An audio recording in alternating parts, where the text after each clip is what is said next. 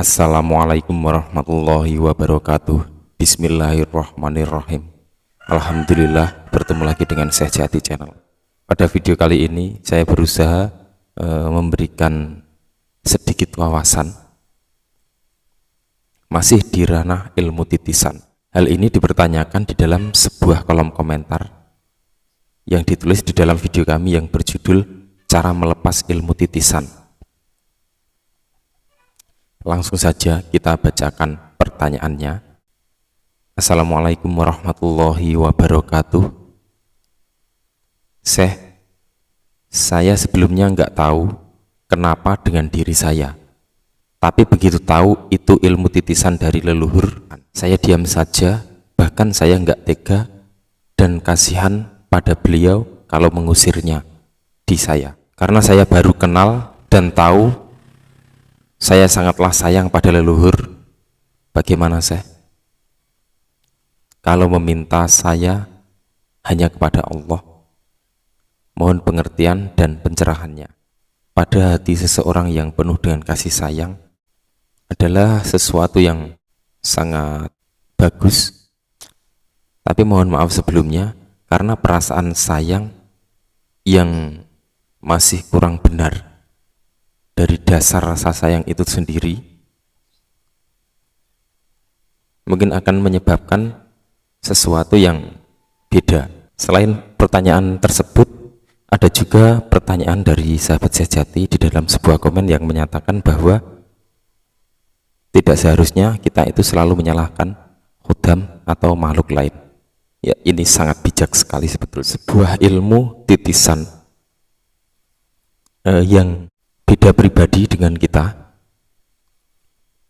katakanlah ini adalah dualisme antara diri kita dengan ilmu dari orang lain atau dari leluhur kita, atau mungkin sebuah titisan dari para leluhur yang sudah puluhan atau bahkan ratusan tahun sebelum ada dan masuk ke dalam diri kita. Pada hakikatnya ilmu atau energi yang ada pada ilmu tersebut selalu berusaha untuk mencari titik yang cerah yang mampu menuntun mereka pada sisi kesempurnaan, hingga mereka bisa tertuntun oleh seseorang, atau mungkin oleh keluarganya, atau mungkin oleh orang-orang yang mampu mendeteksi mereka, sehingga energi tersebut bisa tertuntun atau bisa tertolong oleh energi kita sebagai manusia yang masih hidup. Ingat di sini, manusia yang masih hidup di dunia inilah yang masih memiliki kesatuan antara tubuh dan jiwa, raga dan sukma, sisi lahir dan sisi batin yang masih satu dalam kemanunggalan terhadap Allah Subhanahu wa Ta'ala, yang memiliki kuasa dan kehendak untuk menolong ilmu tersebut.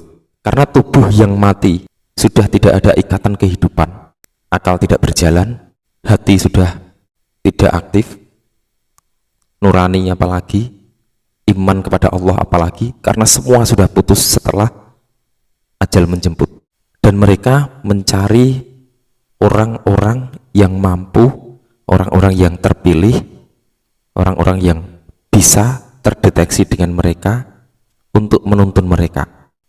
Jadi di sini saya ibaratkan ilmu yang hidup dan terdeteksi di alam astral dan mencari wadah-wadah untuk eksistensinya. Saya ibaratkan itu adalah sebuah anak kecil yang ingin mencari induknya, yaitu manusia yang masih hidup secara lahir batin, yang berkesempatan untuk memiliki kuasa dan kehendak menyempurnakan dan menolong sesamanya. Jadi sebetulnya di sini benar jika kita merasa kasihan kepada mereka, tetapi apakah kita tahu bahasa mereka, dan apakah iman kita cukup kuat untuk hidup berdampingan bersama mereka? Karena di situ nanti akan banyak sekali keanehan-keanehan atau keistimewaan-keistimewaan yang tiba-tiba hadir dan mampu kita miliki. Dan setelah itu sisi kiri kita, yakni sifat setan, akan selalu mendampingi diri kita dengan hal-hal baru yang terjadi pada kita. Di situ kita kaget dengan hal-hal baru, bahwa kita bisa mungkin mengobati orang lah, mungkin mengetahui sesuatu yang tidak diketahui oleh orang lain lah. Menghadapi itu saja kita sangat sulit, sangat bingung, sangat bimbang, ragu, masih butuh teman curhat, masih butuh pun seorang guru pembimbing untuk mengarahkan kemana arahnya yang benar. Kita di situ masih awam lah ibaratnya, tapi setan sudah menjadi strategi yang sangat hebat dan siap untuk menggelitik kita dengan rayuan-rayuannya. Jadi di sini sebetulnya mereka memang butuh pertolongan kita. Ada seseorang yang terhasuki oleh makhluk halus, sehingga para keluarganya berusaha untuk mencari orang pintar untuk menyembuhkan atau mengusir makhluk halus yang menyerupi tubuh orang tersebut. Banyak cara mediasi yang dilakukan, dan terkadang sampai terjadi pemaksaan untuk mengeluarkan jisim halus yang menyerupi tubuh manusia. Di sini ada pertanyaan yang bisa timbul, apakah kita benar-benar tahu maksud dari seseorang yang menyerupi itu?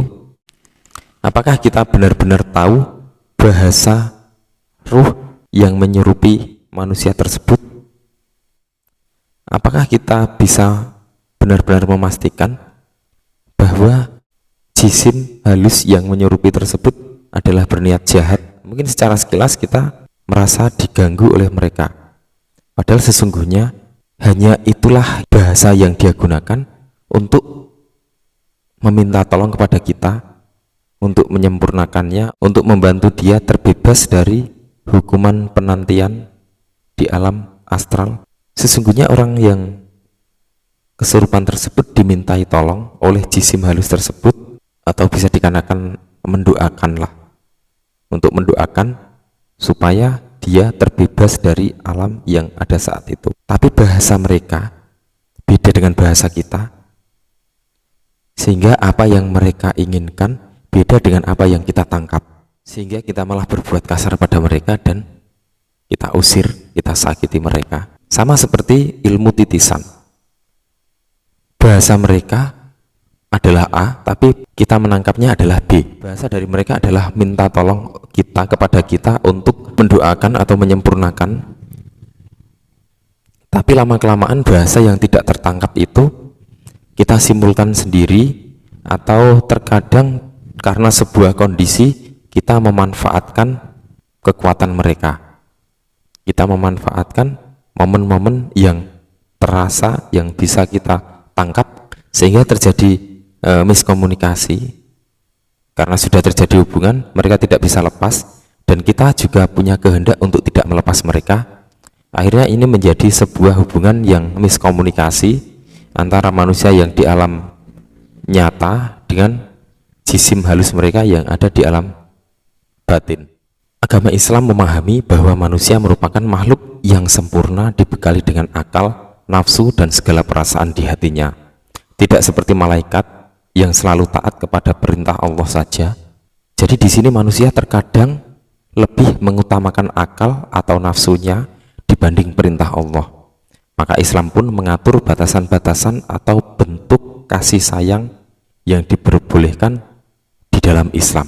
Di dalam salah satu hadis yang diriwayatkan oleh Tirmizi, barang siapa tidak menyayangi manusia, maka Allah tidak akan menyayanginya. Para sahabat semua, pada saat manusia mengambil keputusan dengan pikiran yang tenang, Anda pasti akan memiliki masa depan yang bahagia. Akan tetapi, apabila manusia mengambil keputusan untuk menenangkan diri, maka itu akan memberikan beragam kesedihan dan penderitaan di masa depannya. Allah juga berfirman di dalam surat Ali Imran ayat 31, katakanlah hai Muhammad, jika kamu benar-benar mencintai Allah, ikutilah aku, niscaya Allah mengasihi dan mengampuni dosa-dosamu. Allah Maha Pengampun lagi Maha Penyayang. Semoga kita mampu mengarahkan rasa kasih sayang kita terhadap Allah untuk semua makhluk, baik yang ada di alam lahiriah maupun yang ada di alam batiniah. Wallahu a'lam bishawab. Wassalamualaikum warahmatullahi wabarakatuh.